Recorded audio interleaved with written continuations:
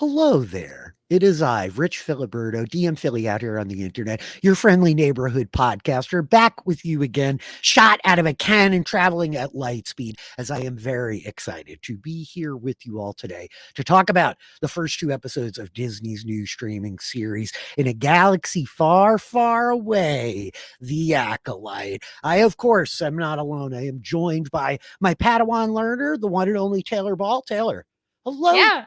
Hey. Yeah, I'm good with being a Padawan. I just wanted to confirm. You were like questioning, but no, I'm good. I think that makes sense. I just wanted to Yeah. make sure that it didn't feel dismissive or belittling. I have great respect for you. And in the Star Wars galaxy, lest we forget, Padawan learners, seemingly at 12 years old, are allowed to fly spaceships Which and is pretty use sick. lightsabers. Yeah, I will say I don't have like a Padawan braid, but for those of you who are watching on our YouTube channel, I have a braid in right now, and I have my shirt that says "May the Forest be with you." You. May the forest be with you indeed. I do not have a particularly Star Wars oriented Yeah, shirt, where's but your there Wookiee may coat, be Rich? some Millennium Falcon sightings Ooh. as we are live on YouTube. I love myself a Millennium Falcon. You have to. Taylor, I'm glad that I can refer to you as my Padawan learner for the rest of this journey because I'm learning with you. This is a very different departure into the galaxy far, far away. We've never really seen anything like this, certainly in live action, depicted on screen before. But before I get into all the exciting stuff, let me just stop down to say that if you are listening to this in the podcast feed, thank you. We're super psyched to have you. There is a live video up over on our YouTube channel. June is going to be a lot of TV. We're going to be trying to do some video podcasts to accompany all of the standard recordings that we're doing. So, in case you're not, go over and subscribe to Screen and Page on YouTube.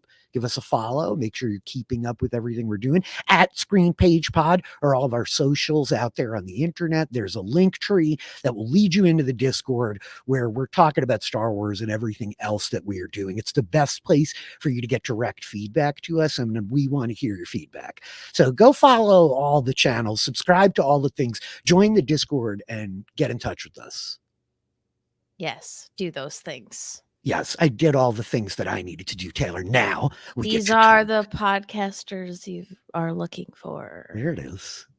That's about right. Give him the hand wave. Don't do the mind wipe. So it goes without saying. We're going to spoil the first two episodes of The Acolyte. Before we get into specifics, Taylor, I've been talking to you about Star Wars for a very long time offline, but this may or may not canonically be your first official Star Wars podcast. Yeah, it definitely is, which feels kind of wild. It Yeah. does feel kind of wild given all of the discourse that we have had over the years. So it's probably worth stopping down for a moment to introduce yourself to anybody who doesn't know you, which is a limited number of our listeners, I imagine, and just give a little bit of a baseline of where you're coming from with your Star Wars fandom. Yeah. Okay. So, hi, everyone. My name's Taylor Ball, and I grew up with a father who was a very large nerd. And my first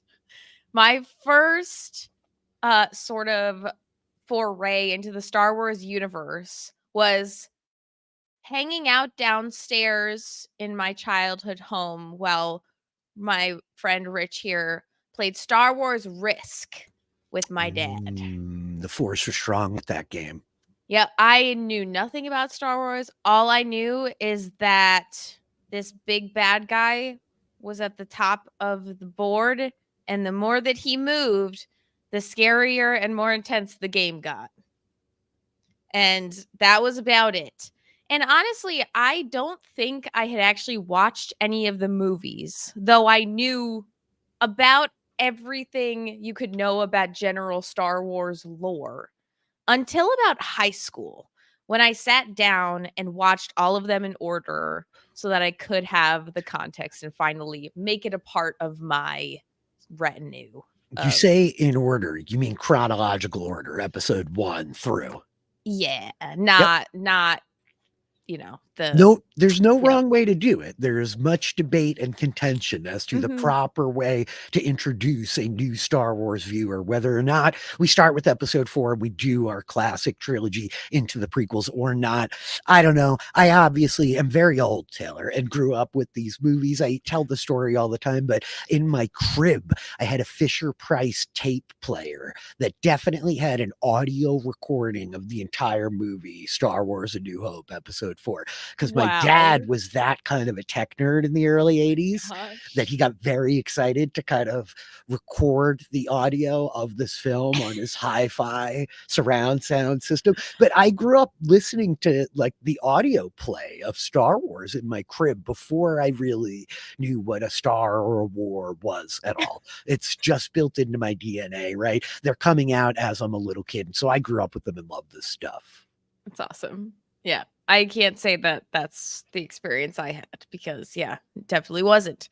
But I love Star Wars and it feels like I know I'm kind of, at least for those who know me, I sort of sit in the more fantasy. I know that Star Wars is technically fantasy, sci-fi, like that's a debate I believe that is ongoing for forevermore. I took But a class, just the digression here. I took a class in 11th grade called incredible. Literature and Cinema. Go figure that now we have a podcast called Screen and Page. But in Miss Fulton, she was an exceptional teacher. If you're out there, Miss Fulton, thank you.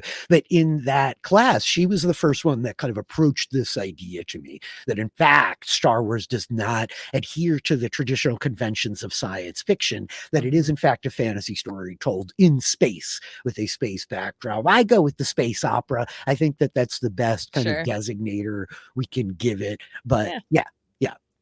Yeah, no, I just Star Wars feels like it was something that was never necessarily like mine, if that makes sense. I Mhm. always felt a little bit on the outskirts of the Star Wars universe. Like you said, this is my first podcast experience about Star Wars. But I followed it and really love it.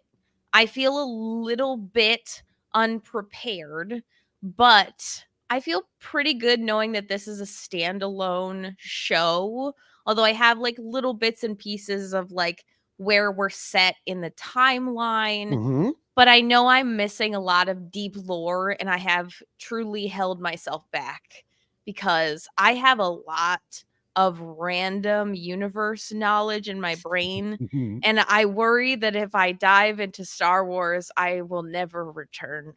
Welcome to the chaos generator that is my Taylor. The amount of factoids I could give you about fictional realities around the multiverse, Yeah. staggering. But don't ask me what happened in 1645. Nevertheless, I think this is something that you and I have been talking about in the kind of lead up to this show. And I think that you express a sentiment that is super relevant that I just want to spend a little bit of time on, which is Mhm. the gatekeepery nature of the Star Wars fandom. A lot of the time, it can feel like that kind of a fandom that is hard to penetrate. I've heard it from so many people over the years that I never really got into it because there's just kind of so much, especially when you start taking into context all of the extended universe, the novels, the video games. There's a lot of Star Wars out there to take in. And not for nothing, but Disney's had a couple of unambiguous successes, both commercially and critically, with their Star Wars TV. That may sound crazy for me to say, but The Mandalorian season 1 was beloved, explosive, universally delightful television that was very lauded. Anybody who's watched Andor gives it Yeah. the credit that it's due for the kind of savviness and the proficiency of the storytelling that we got told in there. But all of these shows, from The Mandalorian, which presented itself as this kind of standalone series, but actually became very tied in to the current Star Wars timeline, the kind of sequel trilogy canon. It's unpacking a ton of stuff from Filoni's animated series. Ahsoka is almost an explicit follow-up to Star Wars Rebels in a lot of ways. You would be deeply underserved to watch that show if you haven't seen the Clone Wars. I think it just will make the experience of watching Ahsoka better. And Andor is a prequel to a prequel movie, right? I mean, Yes. which is pretty wild to consider. But so all of these other things do have a lot of connective tissue to Mhm. canon at large and what is right and wrong and officially known quantities in the Star Wars universe. This is I'm stepping out of line a bit. I'm saying it's our first time on screen going to the High Republic, but it's not. I think technically there was an episode of Star Wars Visions, which are these little one-off animated episodes that are kind of vignettes across Star Wars. Mhm. It's a great Cool. series that showcases a lot of magnificent different art styles, right? Like anime and Star Wars. There's a lot of cool stuff in there. But Yeah. the High Republic is this time period in the Star Wars timeline. This show is about 100 years before the prequel trilogy. Mhm. That's kind of where we're picking up. It says it right in the opening crawl, 100 years before the rise of the Empire. The timeline, Taylor, you always see BBY. This is the battle before Yavin. Okay, That's, thank you. I yep, was like, I did a little bit of research and I was like, what is BBY? I don't know. Okay. battle before Yavin. The battle at Yavin is Return of the Jedi and the fall Ah, of the Empire sure. ultimately in the original trilogy, right? And Gotcha. I know that you're somebody that is very serious about your lore and Mhm. that you had a certain amount of trepidation to come on and pontificate about Star Wars in a professional capacity, having Yes. not been deeply immersed in it to the extent that a lot of the fans have. That being said, I think this is the perfect show for you to be here. And I am so excited to talk about it casually because the High Republic has become pretty popular in the Star Wars fandom across the last kind of 15 years in novels, in a bunch of comic book series, in not the video games. The video games really deal with the old Republic. And now I'm very much getting in the weeds. But the High Republic is this moment in time, 100 years before the prequel trilogies, when the Jedi are the pinnacle of what the Jedi are supposed to be. You know, so much of the modern kind of commentary that we have around the Jedi is like, but the child soldier thing, but the you're not allowed to love your friends thing. There's a lot of problems Mhm. that we can see that are very apparent. And when you Yeah. watch the story, Lucas's thesis is about the hubris of this once noble order being at the root of their demise, right? Yeah. We're watching them in their decline, in their collapse. So to get to step into this point in time when they're the pinnacle, the embodiment of this noble virtue that they espouse as these peacekeepers, it's pretty freaking exciting. And for Yeah. whatever it's worth, I am super blind on this space. I have not read the comics. I have not read the novels. And like you, I'm nervous to feel like I'm even allowed to be out here talking about it. The only thing that I'm coming in with, like I said, I did like a teeny tiny bit of research and then I watched like 5 minutes of a video and then the guy was like, "Hey, if you don't want spoilers, you should leave." And I was like, "Okay, I'm leaving." And that was it. But yeah, so you said it, like 100 years before the Phantom Menace, which fun. Apparently Yoda would be about 750 years old at this point, which is pretty fun. Um so maybe do we get Yoda? Maybe at some point. That would be kind Mm, of fun. And yeah, there were the end of this High Republic era. Like supposedly we're seeing perhaps a part of the fall of the Jedi a little bit. yes, my understanding of the High Republic era is that it's broken down in three phases and the kind of canon Mm. we love the rule of three in Star Wars, Taylor. And so I believe that this is in the later days of the High Republic, and obviously we're touching on elements of the Sith, who are this really kind of prominent idea that are brought forth in the prequel trilogy. It's going to be huge with everything that we have going on there. But this is at a time in history when the Sith do not exist, and so there are a ton of Star Wars video games set in the Old Republic. Star Wars Knights of the Old Republic, Knights of the Old Republic 2, and Star Wars The Old Republic is their massive multiplayer online, their kind of World of Warcraft, right? And all Mhm. of these are set at a time when there is a Sith Empire fighting against the Jedi Empire. There are these grand wars and way more than two Sith running around out there. And so this is at this interim time where the Sith have been kind of beaten into oblivion and seemingly are off the board, right? And that's part of what we're kind of nibbling around the edges of with this mystery that we're starting to unfold. As obviously there's some dark side force wielder training this assassin to go kill these Jedi without a weapon, which we'll get into, right? Yes. It's really cool. I'm really excited to talk about it. So, to the specifics, Taylor, Mhm. we drop in, we get a 2-episode premiere. We get the crawl right off the bat that gives Yep. us the basis. Okay, we have an assassin hunting Jedi, and that kicks us into this dope cold open. Here she is, Carrie Ann Moss. This is Trinity from The Matrix. Are you a big Matrix fan? I wouldn't say I'm a big Matrix fan, but I'm a Matrix fan. Like, Okay, that's yeah, pretty yeah. much exactly what I expected you to say. Classic, like, film, you know? Like, you gotta know Matrix. So Carrie Ann Moss as Jedi Master Indara. Mhm. Taylor, all I could say, the only bad thing about this is that she's dead by the end of the cold open. She looked stunning in those robes. This was such a great setup to like launch us into these 2 episodes. And I was heartbroken that we Sean Beaned her and are going to lose her right out of the rip. It's devastating. She's in all, like, the promo art and everything, and I'm like, "Oh, cool. We're gonna have her for a long time." But no, she's totally iced by the time we leave the first episode. I was like, "No, no, she's too cool. Why? No, no, no." I was so bummed. We could have seen it coming, I I guess. guess. This is a Yeah. thing that happens in Star Wars sometimes. I just thought she was so wonderful in that small part, you know? Yeah. Immediately we're into the cantina. It looks good. The music, the orchestral Yeah. chords are pulling at me.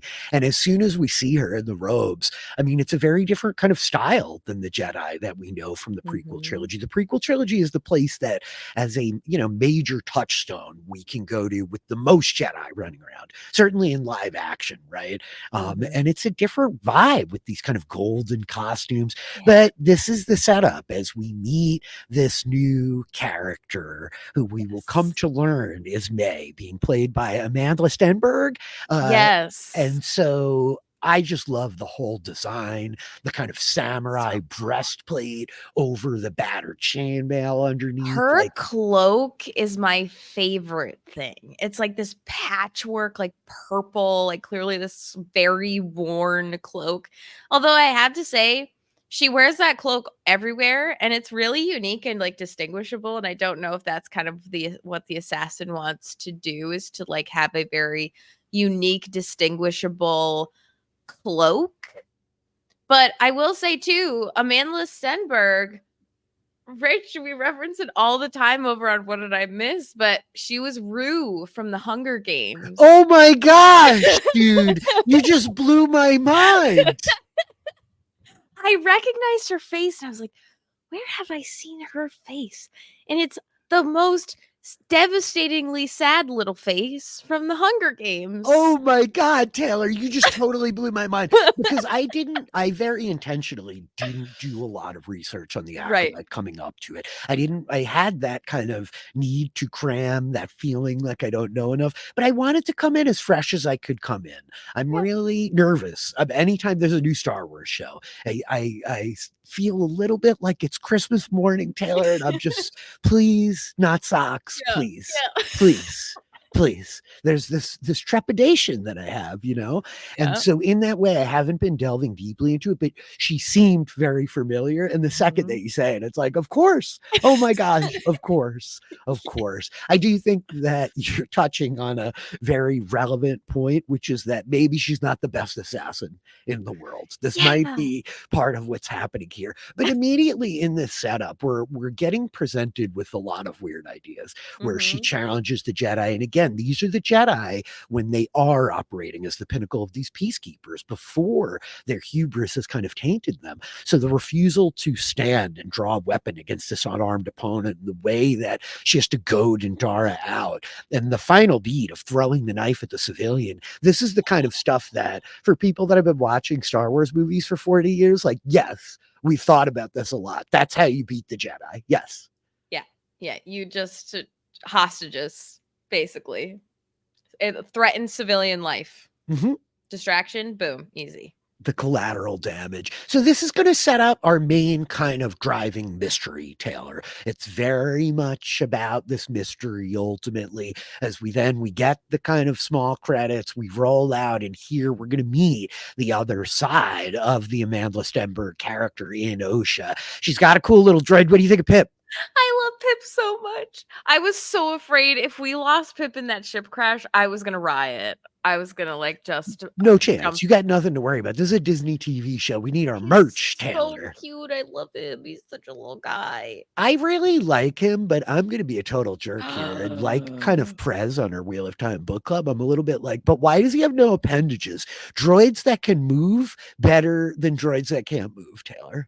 I mean, fine, but he's just like he's like a little teddy bear. He's just like a little guy. He's just a little guy, Rich. I do think that there's a very clear thing they're doing, that he is a little bit like a swaddled baby and needs to be carried around and taken care of. Like protect Pip seems to be an agenda that we're going to be championing for the next couple of weeks, you know?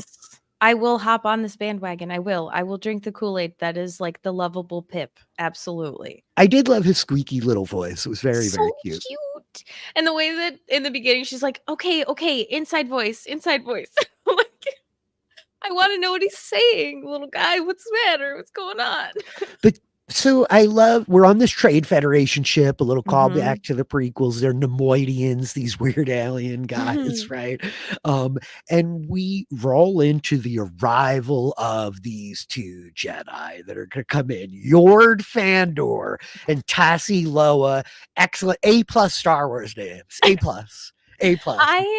I love Star Wars names, but gosh, it just takes me a minute to be like, okay, wait. His name's Yord with a D. Okay, Yord. I got it. Yord. Taylor, is this guy a screaming paladin or what? This is the most paladin-y paladin that I have ever seen on anything. This guy is more of a paladin than that paladin from Dungeons & Dragons Honor Amongst Thieves. Dude, you could have replaced that guy with this guy. Yeah, absolutely. I can't. You hate Yord. I hate him a little bit, yes. I love once we roll Dafne Keen in later. Yes. Like, Master Soul is going to say, what's the matter with Yord? And Jackie just goes, he's Yord, he's Yord. And I was like, well, wait, what's the matter with Yord? And once I realized that this guy was Yord and I put it together, I'm like, oh, right. I already know what the matter is. It's so great. But so he literally has the shirt off moment. And she's like, bro, put your clothes on. Yord, get dressed. Get dressed. Get dressed. To absolutely no one's surprise, Taylor, Dafne Keen as Jackie Lan is stealing the show for me. I am so all in on this weird little alien Jedi girl. I love her so much. I had a moment. I did not like you. I didn't do a ton of research. I watched the trailer, but that was about it. I wasn't like searching for who was in it, and seeing Dafne Keen, I was like, wait a minute, holy crap! Why didn't I like recognize her? I mean, obviously she's kind of in this like beautiful alien like makeup here. So just to stop down, right? Dafne Keen, obviously, a lot of people know her from Logan, where she's in an X-Men movie. Taylor, she plays X-23, one of my favorites. But his Dark Materials, where she plays Lyra Silvertongue. This is one of our favorite book series. I broke it down with Melissa Woodward back at PSR. There was a BBC 3-season run. It's terrific. James McAvoy, Ruth Wilson, Dafne Keen is fantastic, and I will track this girl's career wherever she goes next. 100%. She really is very talented, I think. She's wonderful. And even this role, like the shades of Lyra Blackwell are so there, and it makes me really, really happy. Dafne Keen does this kind of like sassy, she's asking if she can speak plainly every single time because she's like, I literally can't keep my mouth shut and I need to talk about what's going on here. She's got the good plans. I love her character. I do too. And I really love the design. This is not an alien that I'm familiar with. I have played many thousands of hours of Star Wars video games, and this is where the depth of my meta knowledge comes from, right? A lot of this stuff I could recognize when it turns up because I'm like, oh, sure, Kodor. Yep, I got it. Great. The Old Republic. But I have no idea what Jackie is supposed to be, and I don't care. She's delightful. But to the point of this whole kind of central conflict that we're going to get to, as Mhm. Yord's going to show up to arrest Osha, we get the little bit of, oh, bro, I haven't seen you in years. How you been? Good to see you again. The cool spacewalk. There's not enough people in spacesuits in Star Wars. I love when we see stuff like that. Yeah. You know what I Yeah, that mean? was really interesting. I was like, okay, wait, we're in Star Wars, but they're doing like astronaut stuff, which you don't see very often. But it was really cool with like the boots that clearly are like stabilizing them. They still have the tethers, but it was really cool. I really dug it. I did too, and she'll touch on it later. Astromech droids, like your R2D2s, normally do Yeah. this job. That's what they're for, where they Right. stick to the outside of the hull and repair the ship and all this kind of stuff. Mhm. And she's talking about how I'm way more flexible, I'm way more, and I'm better company. This is very fun moment, but this premise that okay, so Osha was trained by the Jedi. She Mhm. left. She claims that she left of her own accord. This was her choice, and she had agency there. But Master Indara was killed last night by somebody matching her description. This was somebody who pushed against her being trained. There's a lot of real small stuff in the little bit with you and Yep. her at the beginning of she was 8 years old. This is Anakin age. If we've seen the Mhm. prequels, she's too old to begin her training. Her whole family had been killed. She's steeped in grief, Her severing. mothers and Oh, I didn't sisters. catch that. That's nice. Yeah, which I love that. Happy Pride, everybody. Happy Pride indeed. I do love more canonical representation in Star Wars. You could do more Disney, but that's something. I'll give it to you. Something. Appreciate that S. Uh, but so this is a thing, Taylor. You know, you and I play a bunch of Dungeons and Dragons, and the old switcheroo is a very common game for any dungeon master Mhm. who's run for a period of time. There are so many kind of shape changers, illusions, mind control. There's a million ways to make somebody think they're seeing one person when actually they're seeing somebody else. So this is the beginning of what I'm coming up against as we start to get this idea. If we're tracking one of my favorite prequel movies, Episode 2, Attack of the Clones, there is a bounty hunter that's like a bit of a shape changer. It's like a Mhm. doppelganger, a changeling. I think they might even call them in Hmm. that. So I'm wondering what we're going to get to here. Then there's the other part of me that's speculating, oh, it's a weird psychology thing. It Yep. is Osha, and her evil sister Psyche used her body, but that's Yep. not what we're doing at all. We got some double trouble, baby. We're doing the straight twin debacle. Yep. Yep. I went through a similar sort of thought process where I was like, because we wake up with Osha after the short little intro, and I'm like, oh, it was like a weird dream. Like it was like a weird dream that she was having.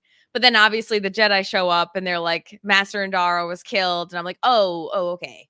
So was it like a doppelganger changeling situation? And I'm like, oh no, like she totally had a twin. Like this is definitely like twin situation here. Um, which yeah, obviously confirmed, which is cool.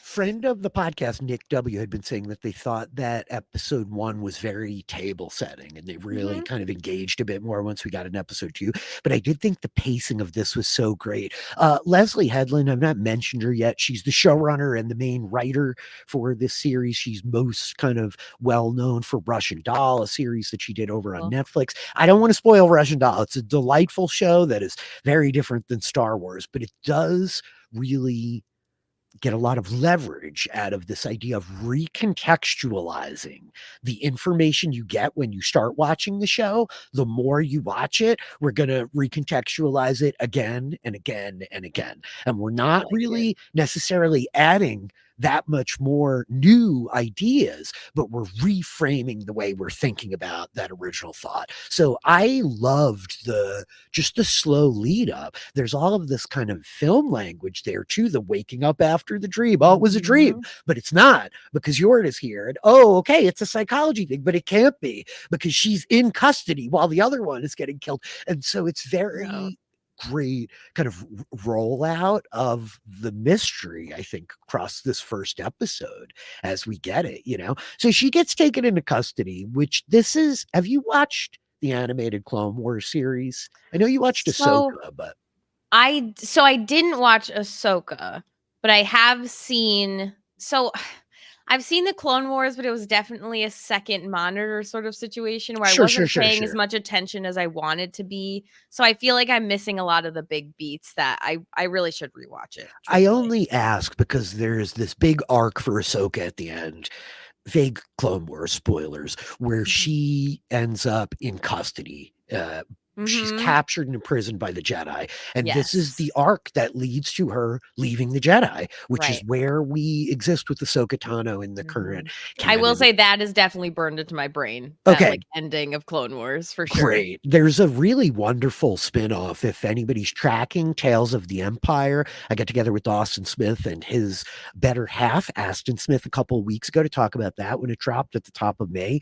And there's a great series of spin-offs about Barriss Offee, who is Ahsoka's good friend through that whole that Ooh. is really good. If you like that particular arc, go check out Tales of the Empire. I'm Okay. taking a total digression, which is just to say that Osha being put into captivity by the Jedi here, this is such a touchstone and very much shades of Ahsoka getting brought into captivity, right? It's Yeah. immediately reminding me of that arc, especially with this young woman who was a Padawan but is not a Jedi, right? Yes. There's a Yep. lot of connective tissue between the two. But so, boom, we end up going back to Coruscant. These are little things that I love. Where like Coruscant's a little bit underdeveloped compared to how Yeah. we're going to see it in the prequels. There's a few fewer towers, you know. Mhm. Yeah, But it's really beautiful. I loved that, like, opening shot of Coruscant. Master Soul Taylor. Yeah. This guy is Lee Jung-jae. He was magnificent and really came to prominence a couple of years ago on the Netflix series Squid Games, which is a Oh. Korean drama, I believe. It's South Korean. It's a fantastic series. It is awesome to see this guy on this show. And oh my God, he is evoking all the stuff that I need from the Jedi Master as Mhm. he sits in the same room where we trained our younglings 20 years Yes. ago and he spits out his Yoda like wisdom. I'm immediately on board with Master Saul. I absolutely agree. I'm, like, totally on board with this character. I love him so much. He's got just the right amount of, like, Jedi-ness, but also, like, the very real emotions that he's actively dealing with and trying to teach others to deal with, and I love it, and he gives us the line of the "Don't trust your eyes, like, trust in the Force" kind of situation. It's Yes. so cool. Shades of our Rogue One Force monk as well. It's very Yes. cool. The Donnie Yen character. I love the setup, him training the younglings. And now here we go, where we have the younglings talking about they sense balance, but one of them senses fire, Taylor. All consuming fire, consuming everything. Fire. Yep, and we just kind of, like he ends the class. He's, like, concerned about it for a quick second, but then has to move on because, Venestra approaches, which great name. You love What a good Venestra? name. Very good name. Venestra Rowe is her last name. RWOH. Wow. She's cool. Yeah. She's kind of like our, she's the pragmatic, like, obviously at the end of episode 2, like, we have to come back and strategize. We can't just go out and do stuff. Like, we have to do things by the book kind of person. Um, but a fun character, I think. So, couple of things. Yeah, I wanted to stop and ask you about this moment of the younglings Mhm. seeing fire to see if you had a take there. What was your interpretation of the moment?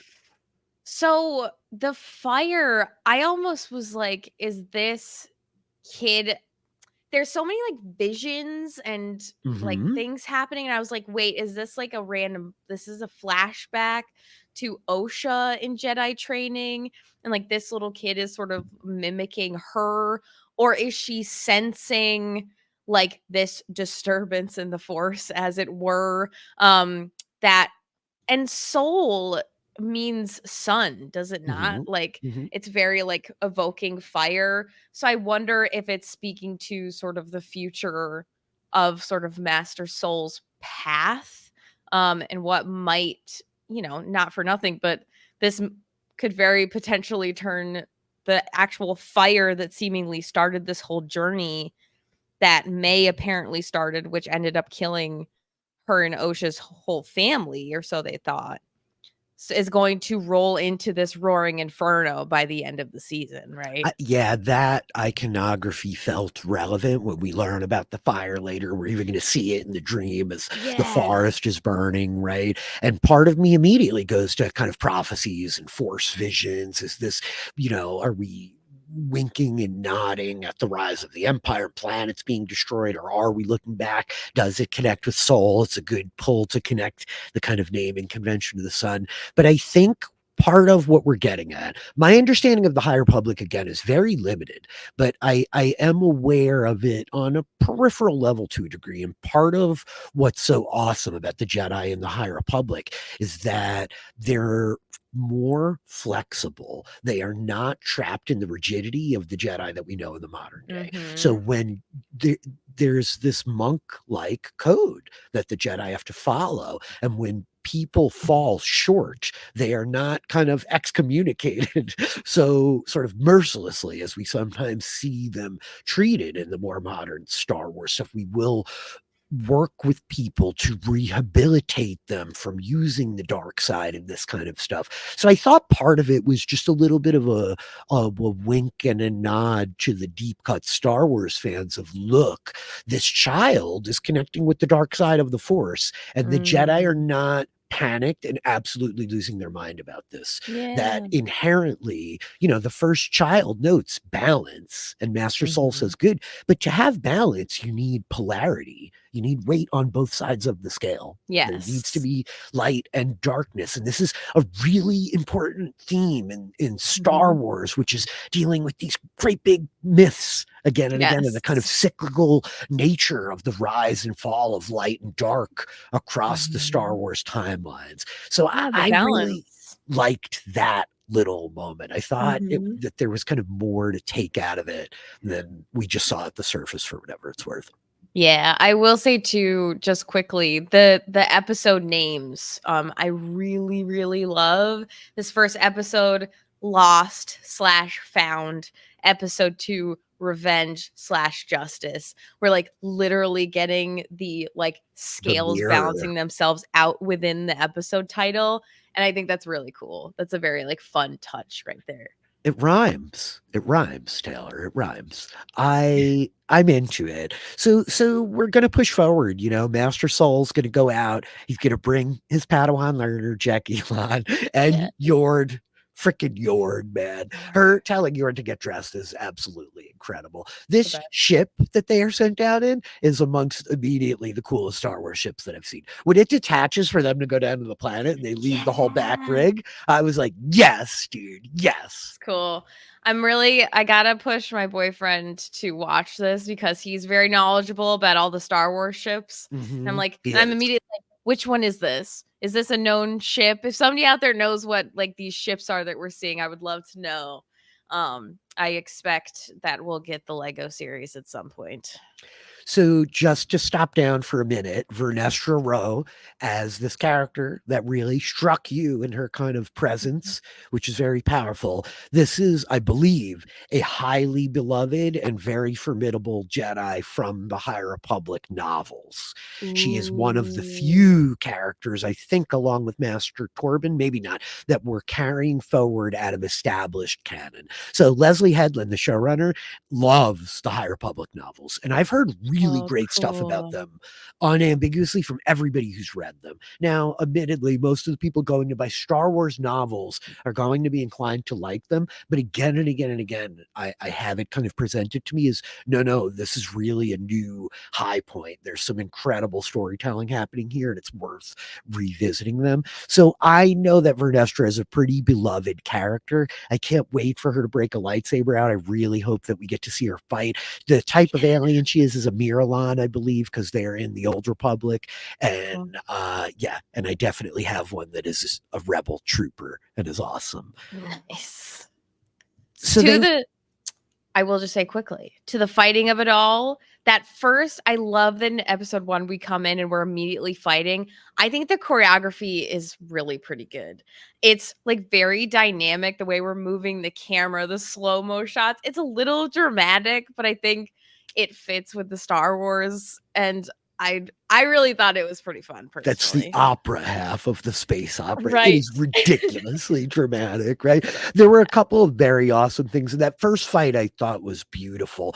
When Mhm. Carrie Ann Moss pulls out the lightsaber draw, the way they hold it back, and then the second that she draws it is incredible. Even Mhm. the bit with the high ground, like nobody says anything about the high ground, but May gets the high ground and Carrie Ann Moss runs up the stairs. She's not jumping up there, Taylor. She knows what's Yep. going on. And so, notably, in some of the lead up, I saw they really tried to minimize the gunplay. They wanted to keep the Mm. blasters holstered for as much as they possibly could, which was a very funny moment when the guy goes to pull his blaster, it's stuck in the holster because they wanted to lean into this martial arts choreography. And we Cool. can see, obviously, the premise that we're going to get to by the end of episode 2 that the Yeah. acolyte is ultimately has to kind of fight without weapons. This trainer Mhm. that we see at the end of episode 1, I should say, when we Mhm. close it out. But I love, as you know, we drive into the whole thing and we get to the heart of the matter pretty quick. We do not dicker around. No. We are very explicitly like, okay, there's a twin. The twin is alive.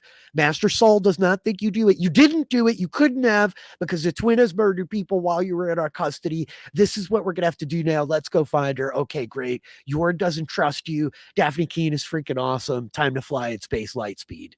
Yes, done, easy. It's like obviously it's a lot of information dump in this first episode. A lot of setup is happening, but it didn't feel like it was in a negative way. I really enjoyed the kind of pits and tumbles that we were taking with these characters, trying to put everything together. I'm already brainstorming, trying to like rack my brain, catch every little thing, every little line. Um, I thought episode 1 was fun.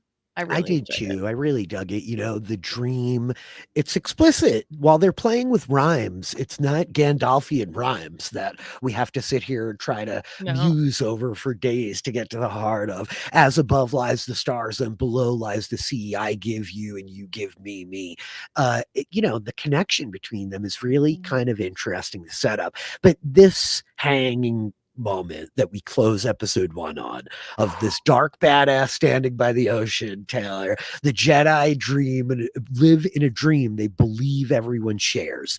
If you attack a Jedi with a weapon, you will fail. But an acolyte kills without a weapon. An acolyte kills the dream. What is even going on? Do you have vibes about this? Only that I'm, like, really scared and this villain is cool. Like, I've obviously, like, I've seen the promo pictures of this, like, mask that this person has, and it's freaking scary. It is It's a pretty scary. definitely amongst the scariest helmets, like, we have so many, like, distinguishing helmets, like, Mhm. unique, that define a character. This one certainly is not unlike any of those. But it is unique in that it is like there is a horror element to this character, and I'm, like, a little bit afraid because 'cause I'm sure at some point we're gonna see this person in action, and I'm afraid. I'm afeared. I love to hear that. There's a couple of cues to the design that evoke some very notable characters from some of the old Republic video games that create a Ooh. lot of excitement because those games are very widely celebrated. They're quite good, and a lot of people love them because of some of the stuff they did in the lore. So that feels cool. I was very titillated by this. I was very intrigued by this presentation of this guy at the end. So we roll in episode 2, and now we're going to have May sneaking into the temple to go after Master Torben, who remains untouchable. Everything about this, I know we're moving quick. We didn't even talk about the prison break or whatever. Dude, the prison break was The crazy. prison break is pretty electric. But as we kind of roll in here to the temple and we meet Master Torben, I have to know, I know you watched Game of Thrones, Taylor. Did you recognize this kid at all? So I was wondering where I recognized him from. This He's from Game was of Thrones? young Prince Tommen. This is Dean Charles Chapman, who played young Whoa. Prince Tommen in Game of Thrones. Only in the late seasons, there were a couple of different Tommens. He actually Yeah. played his own cousin Martin as well as Tommen, so don't interrogate it too deeply. But when I saw this guy, I was like, oh my God, man, this kid grew right up in the last 5 years. That's Holy cow. crazy. Oh my gosh. That's wild. I love this Master Torben just like meditating Yes. at stasis. And when we learn that he's been like this for 10 years, it gets a little bit cooler, I Crazy. think. Yes. Oh my gosh, he's been sitting in like a force field, force cage situation of his own making for 10 freaking years, living off of universe juice and produced from a single Juice. There it is, noodle person. There it is. We're noodle people. noodle people. I thought this really looked cool. This is a Really very cool. cool setup as she goes in and is trying to kind of smash into him. But this is a cool moment because now we're actually with May. And this is the Yeah. definitive, like, no, we are not playing weird psychological games. These are not two psyches in one person. These are Mm-hmm. two separate individuals. And she's going to go back and talk to her dude, Kamir. How did this work of this weird guy who's just kind of living in the shop and is going to make her some poison and everything that we get here? So I want to know more about this relationship because as evil as they are, is there a like budding romantic relationship between the two of them? Are they just like partners because like May needs like a resource person, right? It seems like he kind of goes with her and he became like they took over the shop and he just stepped in to take on this role of the shopkeeper to have access to all of these resources, and he's a little like snarky and he's not really on the ball. He gets like smashed and falls asleep, and she's pissed at him. Like, I kind of love the dynamic. It's a little bit of levity to May, and she clearly has this like little bit of a soft spot for this guy, maybe. This But is what I found really interesting as she rolls back in and starts dealing with them. This is Manny Jacinto is playing the character, and I thought he was very charming. And yes. it was a little bit jarring because he's so casual in the Yeah. midst of all of this super serious murder that's happening and stuff.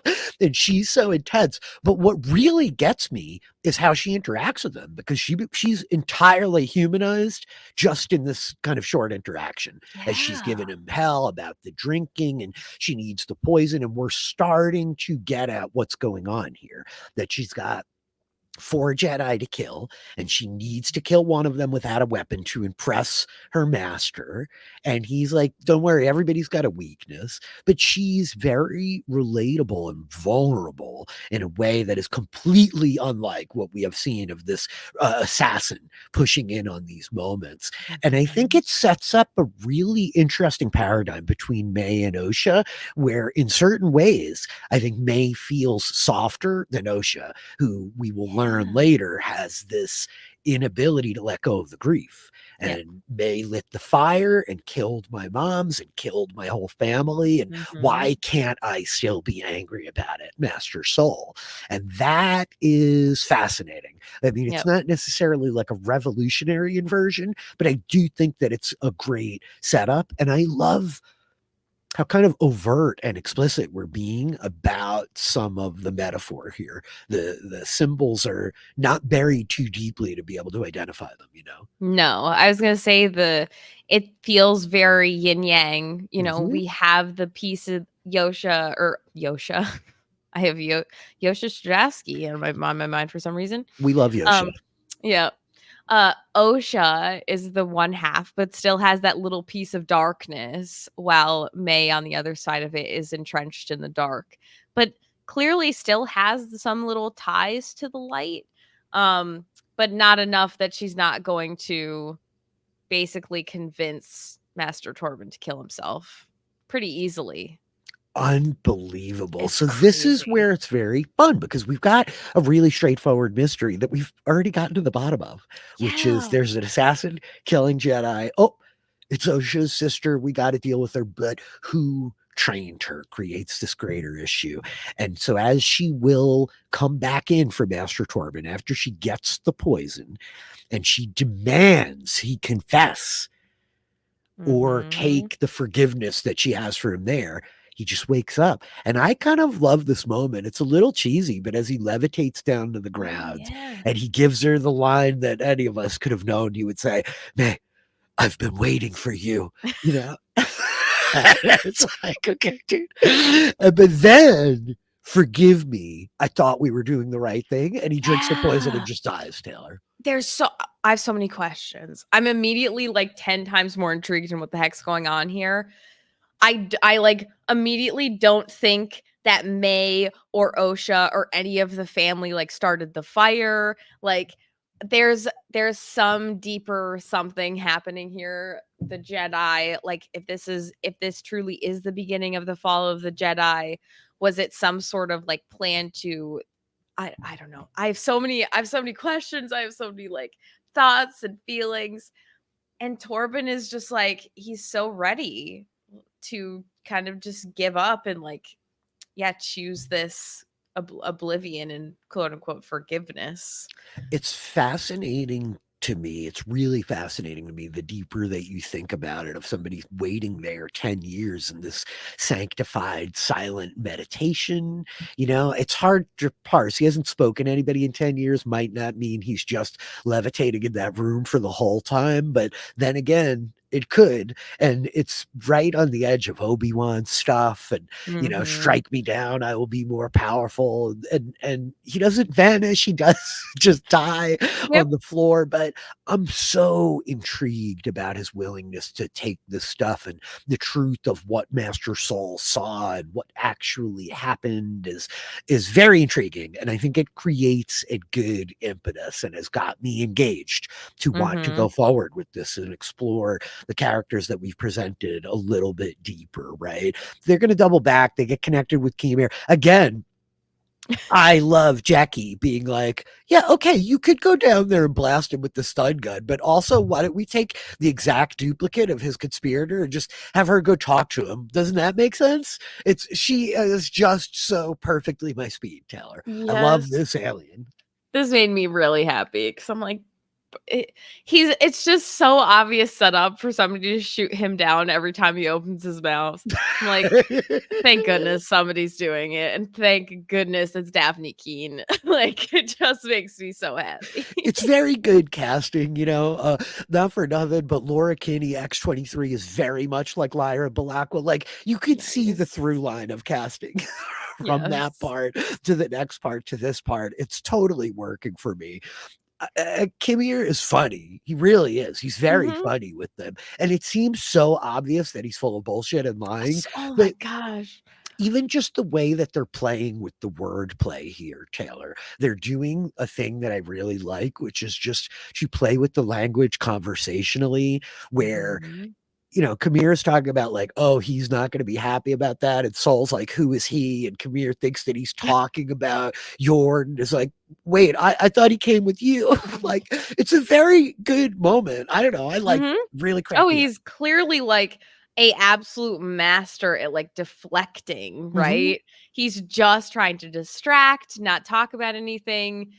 Soul says it that when he does actually confront May, that this master has gone through great lengths to hide his identity, which Mhm. gosh, it's like it's frightening. It feels like if we get some like horror Star Wars stuff in the show, I'm gonna be really happy.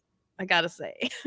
Okay, we will see. I think that there's some real potential, assuredly. I have a lot of speculation about who this figure is based on my greater kind of Star Wars knowledge. And I could easily be entirely wrong, but I'm very, very curious, and I'm going to have a lot of fun daydreaming about it over the course of the next week. Cool. Ultimately, we get this final confrontation between Saul and May in the street. And, it's the bookend to the fight with Master and Gira at the beginning. And I Mhm. thought this just was awesome. It's so So good. The way he cool. takes her knives as he's kind of asking her, why does you attack me without a weapon? You've misunderstood the Jedi arts. Who trained you? He's clearly driving at this, and it's going to circle us back to ultimately when he's going to talk to Master Vernestra. And she's like, Mhm. Master Saul, we need to consult. We need to talk. And Master Saul with shades of Anakin of like, enough talk. It's Yeah. time to act. We don't have time to talk. Right. We know where she's going. So why are we not going there? I mean, I'm with him. But yeah, this fight between Soul and May is stunning. I love Soul is just so composed, and May it feels so classic Star Wars. The composure of the Jedi versus this like blind anger and pure emotion that you can see, like the acting truly, like her eyes say everything, Mhm. and it's really, really wonderful. I thought it was a really awesome The scene at the end there. choreography is very beautiful. They did a bit of this kind of martial arts fighting in Ahsoka, and the Cool. lightsaber duels in Ahsoka were really cool, you know. But I know there is a guiding principle for the team on the Acolyte. This is the benchmark they set for themselves going into the High Republican era with millions of Jedi with millions of lightsabers. They're looking at the Duel of the Fates, Darth Maul versus Obi-Wan and Anakin, and Qui-Gon as Mhm. the pinnacle of duels in Star Wars. And they were like, we got to do something that at least competes, if it's not better. We want to be in the conversation Oh, with I'm the Duel of the excited Fates. So then. we, I think, are going to be driving towards some very compelling action. Nice. If some of my speculation is right, we may very well have some real horror elements happening with this mysterious Sith-like entity in their red lightsaber that they're Yeah. retraining. Yeah. Gosh, I'm excited. I'm really excited. But Taylor, I don't want to bury the lead. We're 55 minutes in, and I have not mentioned yet that Star Wars The Acolyte features the thing that all of us have been looking for since we met Chewbacca, and that is the Wookiee Jedi Kelnaka. I am so Yeah. here to be in the Kelnaka fan club. I don't care if Yes. I ever understand anything he says. You know, I love a tabletop role playing game, Taylor. Mhm. I was running the Fantasy Flight Star Wars games a whole bunch a year ago, and I had an associate of mine play a Jedi Wookiee, and it was amongst my favorite characters I've ever gotten to Yeah. run a game for. I love Kelnaka. This is so good. I'm here for it. I'm so hype. As soon as we, like, pull into Kofar, we see this, like, beautiful forested planet. I'm like, "Alright, can we just I would love to just stay here for the rest of the show, please and thank you." Yeah, these 2 scavengers, he just starts this Wookiee walks in and starts yelling at them, and it's so good. I'm so excited. I'm really excited. I'm excited for your excitement at seeing a Wookiee Jedi. I know that this is gonna be, like, a highlight for you. This is some dream come true shit, man. Yeah. For any kid that grew up with a pile of Star Wars action figures, like, yes, dude, yes, yes, yes. Thank you. Thank you, Leslye Headland. Thank you. I really enjoyed the first 2 episodes. I don't think that it is a stunning, out of this world, oh my god, TV yet, but I do think this is a really strong practical start to an 8-episode season, and I'm very optimistic about where we're able to go from here. Part of my criticism and frustration with the last season of The Mandalorian and Ahsoka, without spoiling them, is the way that they drove towards a conclusion of their seasons that felt a little underwhelming. It felt like more setup for what comes next than Mhm. resolution of what we just did. And so this was a quote that I saw from a Leslye Headland interview that really resonated with me. And I wanted to share with you all, which is to say that she says, I'm the type of writer that's not interested in an emotional cliffhanger. I want you to feel like you've had a particular type of catharsis and an emotional experience in watching these 8 episodes because I like rewarding the audience with that. Russian Doll as a singular series, a self-contained one season show is very satisfying in that way. And that's part of what my eagerness is for this show. I really hope that this one season tells its own strong story. And we know there's going to be leads building out of it to follow up with it if we want. But I just hope by episode 8, we have got a really satisfying conclusion to this story of May and Osha and Soul and all of them that we're going to be Mhm. tracking along the way. I agree. I really enjoy these first 2 episodes. Like you said, I don't think it's anything mind-blowing. I think that it is great setup. I love that we are getting straight to the heart of the matter, and these mysteries that we came into the show with are almost immediately solved, which leaves us open for the rest of the season to just see where it takes us. And I'm really, really excited. If this is a standalone story and we are rewarded at the end of this with a satisfying conclusion, I'm going to be a happy camper. The last Star Wars property I watched was Andor, and I don't expect it necessarily to hit that sort of level. I think Andor was absolutely tremendous. But if it I'm in. I'm in on this. For these first 2 episodes, I'm invested and I want to know what's going on here. Me too. Just some feedback. We're recording really quick right after the episode aired, so I don't have a ton from the listeners. But Nick W. had said that the twin thing was so rumored going back over a year ago now that as soon as we were hinting at it in episode 1, he got super scared that it was going to be the end of the season reveal and the worst kept secret ever. So again, just doubling down on, I think that there's a beautiful rate that we're moving here. The pacing feels pretty good to me. I love kind of how much ground we have covered in 2 episodes. I think that we've set up a very kind of straightforward story that has got enough moving parts already that I'm interested in. I'm mostly interested in getting to go on the journey with these characters. I think Saul, Jackie, Osha, maybe to a degree, are really interesting with me to see how they're going to evolve, how they're going to respond to going out into the greater world. And there's a lot of potential for this to be a very cool TV show, Taylor. So fingers crossed. Is there anything that we didn't get to talking through it that you want to stop down on before we kind of land our ship? I don't think so, other than I just like, again, with the episode titles, like I love that in the midst of this second episode, we get Osha, I deserve justice, and Soul responding with the you want revenge, and like look where revenge got May. I really the theme of balance in Star Wars is one of the reasons I love it so much because it just makes sense. And I am very excited. I can't stop saying it. Like this is a Star Wars property that like we've been talking about. It's standalone. Don't really necessarily need prior knowledge. There's no required reading or watching necessarily. Like I could go really hard and try to like figure out any little bits and pieces I can, but I think I'm just going to try to enjoy this, be positive about it. I'm sure that some people this isn't going to land, but I'm ready for these next episodes and I'm really happy to be here talking about Star Wars. Like this is cool. I This am is just psyched. cool. I did not expect this to be your first mission, Padawan learner, but so be it.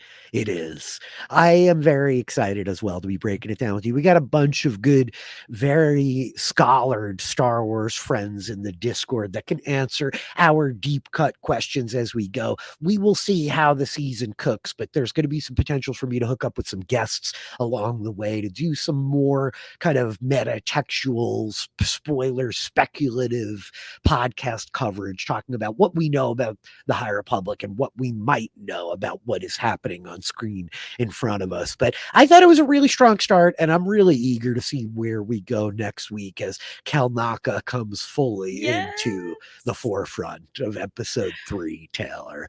Thank you very much for joining me to talk through these first 2 episodes. I'm psyched to be back next week. Until then, where are you at? What are you doing? Where can people find you? I will be at Rania422 on Twitter and Instagram and hanging out in our Discord, the Screen and Page Club, which lives in the link tree in all of our socials, which you should follow if you want to stay updated on kind of what we're doing. But yeah, other than that, I mean, I'm going to be here. And on What Did I Miss, Rich, where you and I are trading pics of media that made us from our pasts, which has been very fun. Just this week, I had you watch the classic 1985 Richard Donner film starring Matthew Broderick, Lady Hawk. And it's so good. The hardest thing about watching The Acolyte tonight was getting the Lady Hawk soundtrack out of my head when the John Williams kicked on. But very, very fun. Next week, we are watching Spirit. Stallion of the Cimarron.